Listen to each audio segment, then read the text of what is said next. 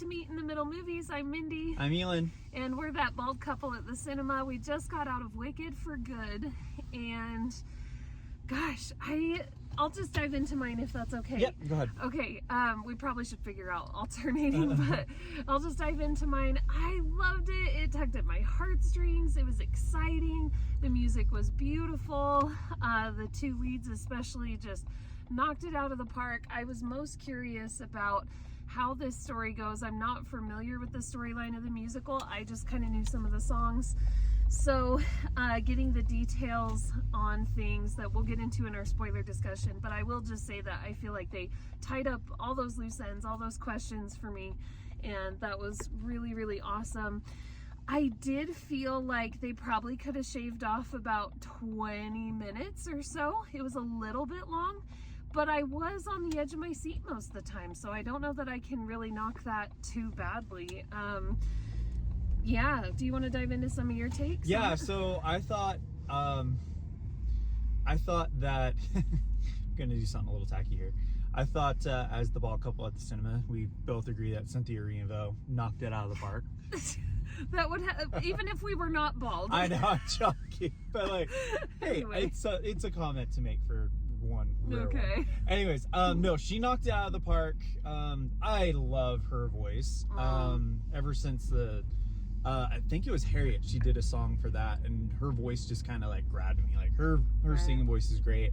And she's a mesmerizing performer too. Yes. They're both great. I just feel like there's something extra magical There's with a her. reason why Cynthia Erivo is Elphaba. Yeah. There's a reason why Ariana Grande is Absolutely, yeah. Linda. My disappointments came from the story felt really clunky. The first one, it felt like it was well fleshed out and it felt like everything was kind of moving at a decent pace. This one felt like they rushed through some things and then they took their time on some things that I felt was rather pointless. Oh, okay. We'll Interesting. go into that in the spoilers. Yeah. Yeah, I thought it was good. I did not like it as much as the first one. So I was a little bit disappointed there. Okay. But from what we've heard, this one is based on the second act, and the second act isn't as strong, and you can kind of see that.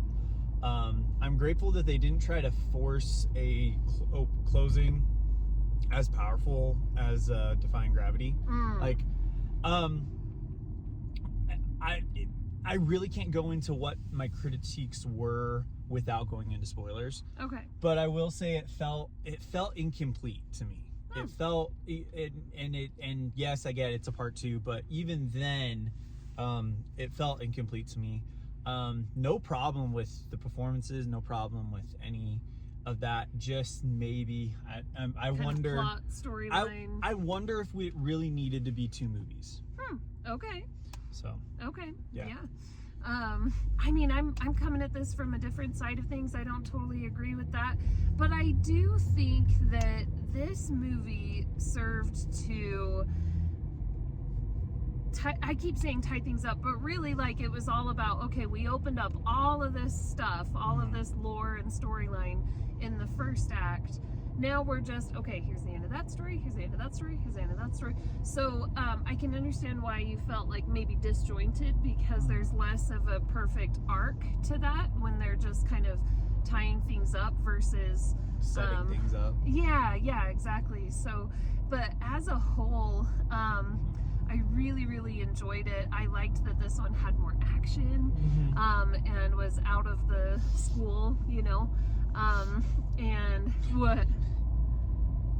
We'll save it for the spoiler discussion. Oh, okay. Stay tuned, I guess. I don't even know what he's trying for there. But, yeah, it felt very exciting. I liked, some of the humor that they brought to, there's certain moments when, of course you get the tie-ins to the Wizard of Oz, and there was some humor there that I wasn't expecting, and that was really fun, and just stuff like that. I'm just overall a really big fan of this. Loved it. Yeah. Should we score it? Yeah, let's do it. Do you want to go first? I think I scored first last time. Sure, You I scored can first go this first. time. I'm gonna give it as much as I think it's not a perfect movie.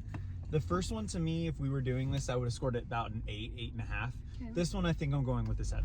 Okay. Yeah. So it's still a respectable score. Yeah. Respectable score, still good. Yeah. Just not nearly as strong in my opinion as the first. Okay, I like it. This movie was an 8.5 for me. Really, really good, but still not, my favorite of the year. So I'm kind of, whether I like it or not, sometimes what I've seen recently might kind of affect how I'm feeling about whatever movie I see at any given time. That's where I'm sitting right now. I think 8.5 is a phenomenal movie, but not exactly like, Perfect. It's not like the best movie of the year or anything for me. I gave it a 7.5. You gave it an 8.5. Yes. Or a 7. You gave it an 8.5. It's Yeah. 15.5. That's 7.75. Okay. I think. There we go. So yeah. That's pretty good meet in the middle score. Yeah. Yeah. It was a good time, and it did close up some things. There are some plot holes that I'm gonna point out. I'll be curious to see what you say. I'm not thinking of them yet. So tomorrow we'll have our spoiler discussion. Don't want to miss that.